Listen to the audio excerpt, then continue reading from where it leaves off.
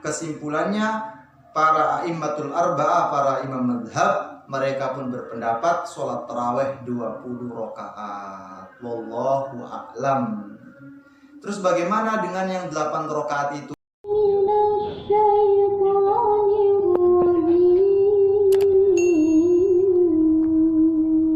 Assalamualaikum warahmatullahi wabarakatuh. Kembali lagi kita akan melanjutkan ngaji kita berhubungan dengan sholat tarawih.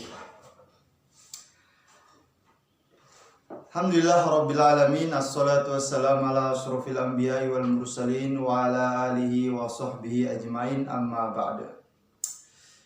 Alhamdulillah, kita akan lanjutkan kajian kita. Kita akan mengkaji bagaimana sabda Nabi SAW, praktek para sahabat radhiyallahu anhum ketika mereka melaksanakan ibadah di bulan suci Ramadan. Kita langsung saja kita ke hadis riwayat Al-Imam Al-Bukhari, babu fadli man qama Ramadan. Qala haddatsana Yahya bin Bukair qala haddatsana Al-Laits an Uqail an Ibn Shihab qala akhbarani Abu Salamah anna Aba Hurairah radhiyallahu anhu qala sami'tu Rasulullah sallallahu alaihi wasallam yaqul li Ramadan man qamahu imanan wa ihtisaban ghufira lahu ma taqaddama min dhanbihi. Barang siapa yang dia beribadah pada malam hari di bulan Ramadan dalam keadaan ia meyakini, mengimani dan ihtisab, mengharap pahala dari Allah Subhanahu wa taala, ghufira lahu ma taqaddama min dhanbihi, maka Allah akan ampuni dosa-dosa dia yang telah lalu.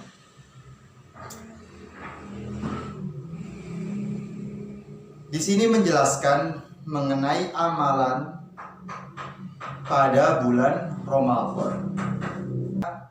Kita akan menjelaskan mengenai sholat tarawih. Sholat tarawih, at-tarawih diambil dari kata-kata tarwihah, tarwihah yang bermakna longgar. Mengapa demikian? Karena sholat tarawih yang jumlahnya ada mengatakan 20 rakaat, 23 rakaat, 21 rakaat, bahkan 36 rakaat, ini dikerjakan secara longgar, tidak cepat-cepat, secara berkesinambungan, santai. Adapun mangqamahu, ini menjelaskan mengenai qiyamul lail, qiyamul lail. Akan tetapi yang dimaksud qiyamul lail di sini adalah sholat tarawih. Karena makna asli qiyamul lail seluruh ibadah yang ada pada bulan Ramadan, baik dia sholatnya, baik dia membaca Al-Qur'annya dan lain sebagainya, itu dinamakan qiyamul lail, menghidupkan malam bulan Ramadan dengan amal agama. Akan tetapi yang dijelaskan di dalam kitab ini adalah sholat tarawih. Bagaimana si Nabi Shallallahu Alaihi Wasallam bersama para sahabatnya menjalankan sholat tarawih, dan bagaimana amalan-amalan para sahabat setelah Rasulullah Shallallahu Alaihi Wasallam wafat. Kemudian kita ambil pendapat-pendapat ulama ahli fikih mengenai berapa sih sebenarnya rakaat sholat tarawih. Maka yang pertama kita kembali kepada hadis yang mulia baginda Nabi Shallallahu Alaihi Wasallam. An Ibn Shihab an Urwah bin Zaid an Abdurrahman bin Abdul Qari annahu qala kharajtu ma'a Umar bin Al-Khattab radhiyallahu anhu. Aku keluar bersama Sayyidina Umar radhiyallahu anhu lailatan pada suatu malam fi Ramadana ilal masjid. Kata Sayyidina Abdurrahman bin Abdul Qari, ia berkata, aku keluar bersama Sayyidina Umar pada suatu malam ketika bulan Ramadan menuju masjid. Faidan nasu auza'un mutafarriquna yusalli rajulu li nafsi. Maka ternyata ada manusia yang berkelompok-kelompok, mereka berpisah-pisah sholat sendiri-sendiri. Wa yusalli rajulu fa yusalli bi sholatihi rahtu. Dan ada juga kelompok-kelompok yang mereka sholat dengan berjamaah. Faqala Umar, maka Sayyidina Umar berkata, inni aralau jama'tu haula'i ala qari'in wahid lakana amsal. Aku berpendapat, Sayyidina Umar berkata, aku berpendapat kalau saja aku mengumpulkan semua orang yang sholat ini, semua orang yang beribadah pada malam ini, kemudian aku bentuk satu jamaah diimami oleh seorang qari, maka sungguh ini lebih utama daripada sholat sendiri-sendiri ataupun berjamaah sendiri-sendiri berpencar-pencar. Summa za'ama fajama'ahum ala Ubayn ibn Ka'b. Summa kharajtu ma'ahu lailatan ukhra wan nasu yusalluna bi salati qarihim. Qala Umar, ni'mal bid'atu hadhihi wallati yanamuna anha afdalu minal lati yaqumuna yuridu akhirul lail wa kana nasu yaqumuna awwala. Nah, akhirnya Sayyidina Umar radhiyallahu anhu memerintahkan Sayyidina Ubay bin Ka'ab untuk mengimami mereka, sehingga mulai zaman Sayyidina Umar lah sholat tarawih di masjid secara berjamaah diimami oleh satu imam barulah muncul. Maka Sayyidina Umar berkata, ni'mal bid'atu hadhi, sebaik-baik bid'ah perkara yang baru ya ini, mengumpulkan orang menjadi satu jamaah dan diimami oleh satu orang. Maknanya apa? Ini kembali kepada kata-kata bid'ah. Tidak setiap bid'ah itu dolalah. Karena apa? Sayyidina Umar pun berbuat demikian. Ni'mal bid'ah, sebaik-baik bid'ah. Berarti ada bid'ah yang baik, ada bid'ah yang buruk. Ini ketika zaman Sayyidina Umar. Marilah kita mendengar satu hadis lagi mengenai yang terjadi pada zaman Nabi Shallallahu Alaihi Wasallam. Biqala haddatsani Yahya bin Bukair qala haddatsana Lais an Uqailin an Ibnu Syihab qala akhbarani Urwah anna Aisyah radhiyallahu anha akhbarathu anna Rasulullah sallallahu alaihi wasallam kharaja lailatan min jawfil laili fa shalla fil masjid wa shalla rijalun bi sholati fa asbahan nasu yatahaddatsu. Jadi suatu ketika, ini riwayat Sayyidatina Aisyah radhiyallahu anha ummul mukminin. Suatu malam Nabi Shallallahu Alaihi Wasallam sholat di masjid, yaitu sholat taraweh.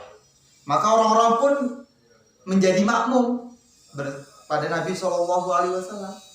Paginya mereka bercerita, berbincang-bincang. Oh, tadi malam Nabi Shallallahu Alaihi Wasallam sholat.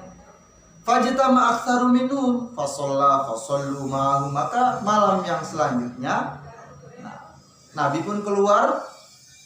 Dan orang pun semakin banyak yang ikut sholat bersama Nabi Shallallahu Alaihi Wasallam. Fadasanna faasbahan nasu fatahaddasu faqasuru ahlul masjid minal lailati tsalisah. Malam yang ketiga orang semakin banyak mengikuti Nabi Shallallahu Alaihi Wasallam sholat.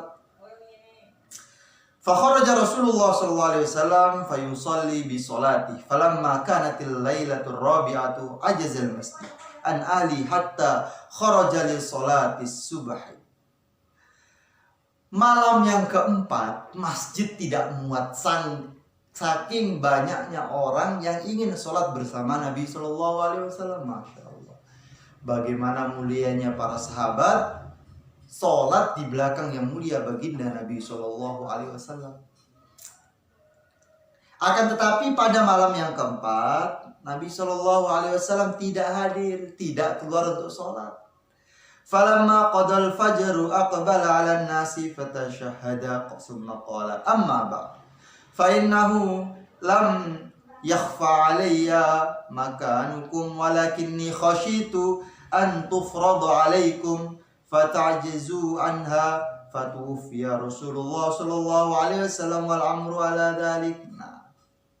Akan tetapi malam yang keempat beliau tidak keluar pada malam hari untuk sholat tarawih bersama para sahabat. Ketika setelah sholat subuh, beliau berkata kepada para sahabat, aku ini khawatir kalau saja nanti sholat tarawih ini diwajibkan kepada kalian dan itu akan terasa berat untuk kalian. Mungkin untuk para sahabat tidak berat, akan tetapi untuk umat setelahnya, untuk umat-umat seperti kita inilah yang merasa berat seandainya sholat itu diwajibkan kepada kita. Inilah hikmah yang mulia Nabi SAW. Beliau begitu mulia, beliau begitu lembut, beliau rela sholat sampai kaki beliau bengkak-bengkak. Suatu ketika Sayyidatina Aisyah radhiyallahu anha tidur bersama Nabi SAW. Kemudian Nabi meminta izin kepada Sayyidatina Aisyah, wahai istriku, aku ingin sholat, aku ingin menghadap Allah Subhanahu wa ta'ala. Ini mafhum ceritanya sebagaimana dijelaskan di dalam kitab Ihya Ulumuddin. Maka apa jawab Sayyidatina Aisyah radhiyallahu anha? Inni uhibbu qurbak walakin usiru fi hawa. Aku ini sangat cinta dekat denganmu, akan tetapi aku mengalah demi kecintaanmu. Aku ini cinta dekat denganmu, akan tetapi aku mengalah demi kecintaanmu. Akhirnya Nabi SAW sholat berdiri sepanjang malam, hingga di sebuah riwayat dijelaskan kaki beliau bengkak-bengkak saking lamanya beliau berdiri sholat. Maka Sayyidatina Aisyah radhiyallahu anha berkata kepada Nabi, ya Rasulullah, bukankah dosamu telah diampuni yang telah lalu maupun yang akan datang? Maknanya bukankah engkau manusia yang maksum tanpa dosa? Maka apa jawab Nabi? Afala akunu abdan syakura. Tidaklah aku termasuk hamba yang bersyukur. Jadi tanda seorang hamba yang bersyukur kepada Tuhannya, dia menjadikan hidupnya, menjadikan waktunya untuk senantiasa beramal kepada Allah Subhanahu wa ta'ala. Beliau sungguh-sungguh mujahadah untuk diri sendiri, tapi beliau tidak ingin memberatkan umatnya. Inilah sikap yang mulia baginda Nabi SAW. Jos boleh, semangat boleh, akan tetapi jangan samakan diri kita dengan diri orang lain. Mungkin kita bisa bersemangat sholat 100, 200, 300 rakaat, tapi belum tentu orang yang kita ajak sholat dia mampu untuk mengikuti sebagaimana kita melakukannya. Hadirin jamaah yang dimuliakan Allah Subhanahu wa ta'ala. Ini mengenai sholat tarawih yang terjadi di zaman yang mulia baginda Nabi SAW. Akan tetapi di dalam riwayat ini tidak dijelaskan berapa rakaat Nabi SAW sholat. Apakah 8? Apakah 20? Maka kita lihat hadis selanjutnya. Ini mengenai hadisnya Sayyidatina Aisyah radhiyallahu anha. Jadi seorang sahabat Abu Salamah bin Abdurrahman bertanya kepada Sayyidatina Aisyah, "Kaifa kanat salatu Rasulillah sallallahu alaihi wasallam fi Ramadan?" Bagaimana salatnya Nabi sallallahu alaihi wasallam ketika bulan Ramadan? Faqalat, "Ma kana yazidu fi Ramadan wala fi ghairi ala 11 rakaat."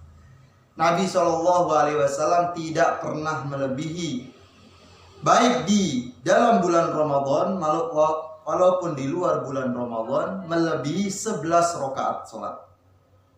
Yusolli arba'an fala tas'al an husnihin wa tulihin, summa yusolli arba'an fala tas'al an husnihin wa tulihin, summa yusolli salasan. 11 rakaat Nabi sholat setiap malam, baik di malam Ramadan maupun di malam bulan Ramadan. Akan tetapi sholatnya 4 rakaat salam, 4 rakaat salam, barulah 3 rakaat. Fakultu, maka aku berkata, ya Rasulullah, atanamu qoblaan tutir, apakah engkau tidur sebelum kau witir? Qala, maka Nabi SAW menjawab, ya Aisyah, inna ainayya tanamani wa la yanamu qalbi. Wahai Aisyah, kedua mataku tidur, akan tetapi hatiku tidak tidur. Maka sebagian para ulama menjadikan istimbat dalil bahwasanya sholat tarawih 8 rakaat. Akan tetapi marilah kita kembali kepada pendapat para ulama yaitu madzhabul arba'ah. Karena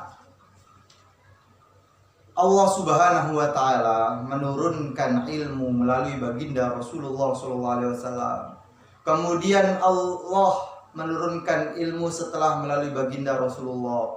Ilmu ini akan terjaga oleh para sahabat radhiyallahu anhum. Karena apa? Yang paling faham dengan ibadahnya para sahabat adalah yang paling faham dengan ibadahnya Nabi. Yang paling faham dengan amal perbuatannya Nabi adalah para sahabat. Kemudian tidak ada orang yang lebih faham terhadap amalia para sahabat melebihi para tabi'in, orang yang hidup setelah zaman sahabat. Nah, maka para al-imam, a'immatul arba'ah, para imam madhab, ini mereka adalah para tabi'in dan para tabi'ut tabi'in. Orang yang paling faham dengan amalia para sahabat, dan para sahabat adalah orang yang paling faham dengan amalia para sahabat adalah orang yang paling paham dengan amalia Rasulullah Shallallahu Alaihi Wasallam. Untuk itu, apabila kita ingin mengambil hukum, membuat suatu hukum, mengambil suatu hukum, maka kita tidak boleh dengan mengandalkan pemahaman kita saja. Kita bisa baca Al-Quran, kita bisa baca Al-Hadis, kemudian kita menyimpulkan. Akan tetapi kita harus berpatokan kepada salah satu dari 4 imam madhab. Imam yang tertua yaitu Al-Imam Abu Hanifah, Al-Imam Malik, Al-Imam Asy-Syafi'i, Al-Imam Ahmad ibn Hanbal. Bagaimana dengan Al-Imam Bukhari? Al-Imam Al-Bukhari ini adalah muridnya Al-Imam Ahmad bin Hanbal. Nah, jadi secara kehidupan ini lebih dulu Al-Imam Syafi'i daripada Al-Imam Bukhari. Lebih dulu Al-Imam Abu Hanifah daripada Al-Imam Bukhari. Jadi ulama mazhab fikih itu lebih dulu hidupnya daripada ulama hadis yang mengarang hadis. Bukan berarti ulama fikih tidak. Oleh sebab itu, marilah kita sama-sama mendengar bagaimana ulasan para a'immatul arba'ah mengenai hukum sholat taraweh, mengenai berapa rakaat sholat taraweh yang menjadi pendapat para imam mazhab.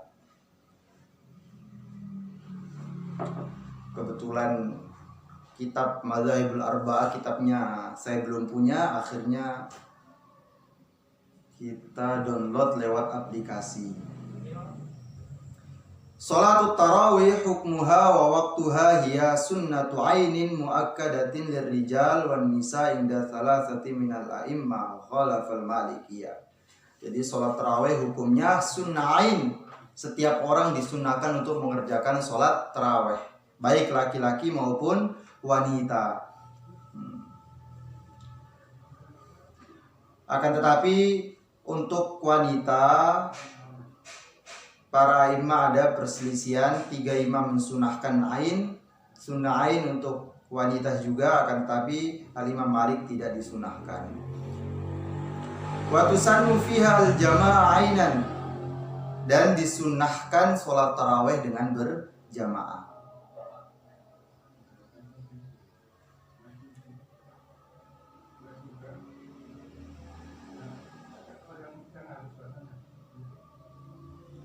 Waqad sabata qawnuha sunnatun fi jama'atin bi fi'li Nabi sallallahu alaihi wasallam.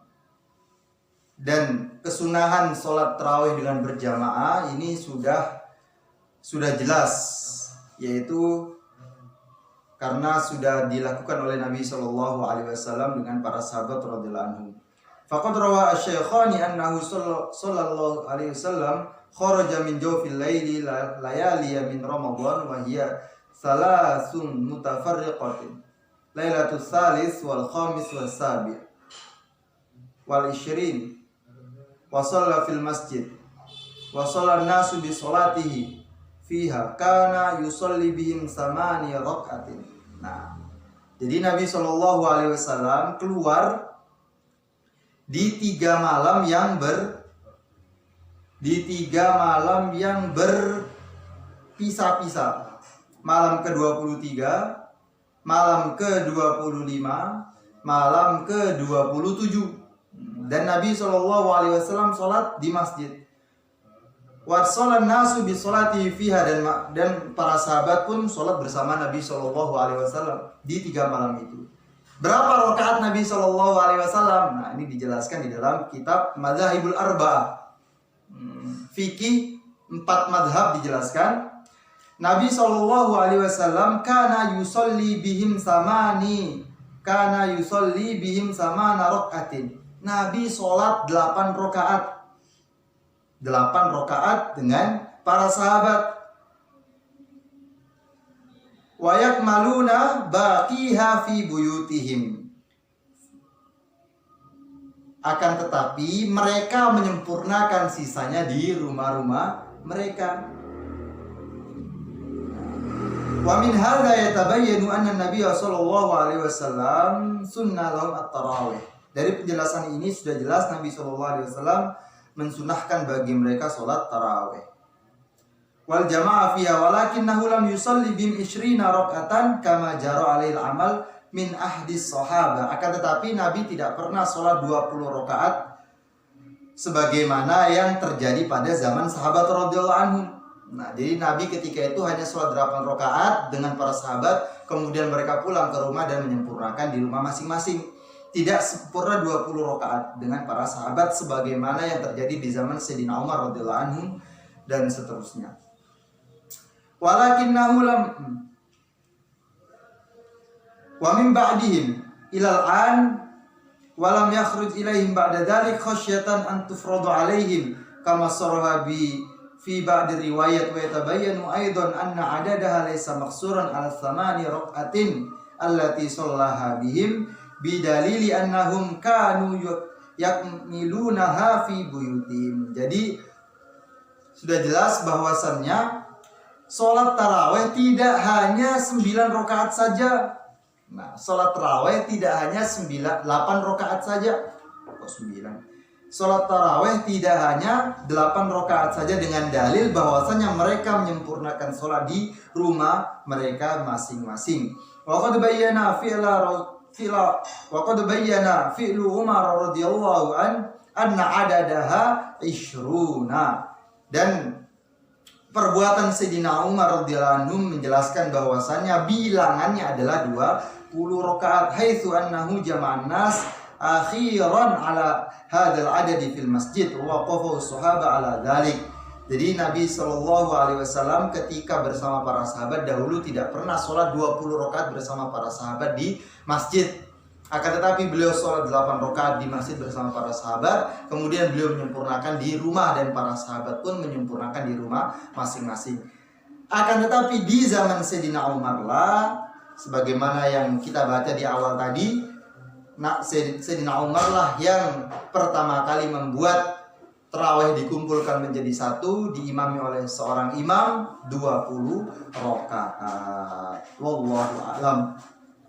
Wa waqafa as-sahaba 'ala dzalik wa lam yujad lahum mukhalifun min ba'dihim minal khulafa'ir rasyidin. Dan tidak ditemukan seorang sahabat pun yang berbeda pendapat dengan Sayyidina Umar ketika itu.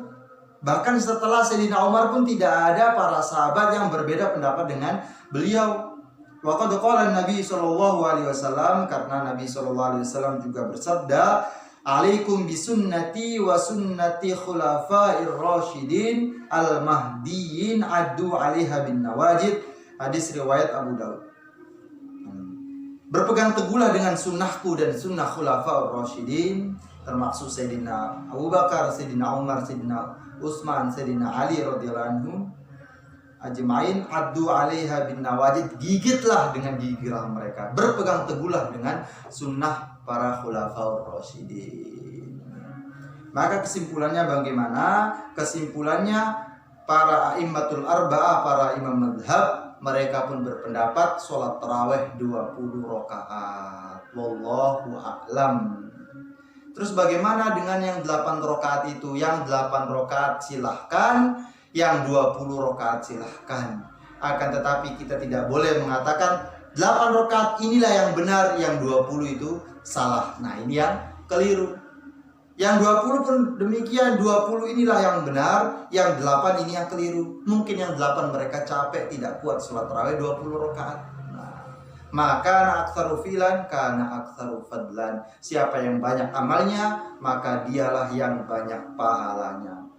Oleh sebab itu, marilah di bulan suci Ramadan yang mulia ini kita terlepas dari perbedaan pendapat para ulama, kita terlepas dari perselisihan pendapat. Karena ikhtilaful ummati rahmah, karena perbedaan pendapat umatku adalah rahmat, kata Nabi Shallallahu Alaihi Wasallam. Nah, oleh sebab itu marilah di bulan suci Ramadan ini kita usahakan amal sebanyak mungkin selagi kita diberi kesempatan oleh Allah Subhanahu Wa Taala, kita buat sebanyak-banyaknya agar Allah Subhanahu Wa Taala ridho kepada kita. Mungkin cukup sekian kajian sore hari ini. Kurang lebihnya mohon maaf. Wabillahi taufiq wal hidayah. Wassalamualaikum warahmatullahi wabarakatuh. Bismillah.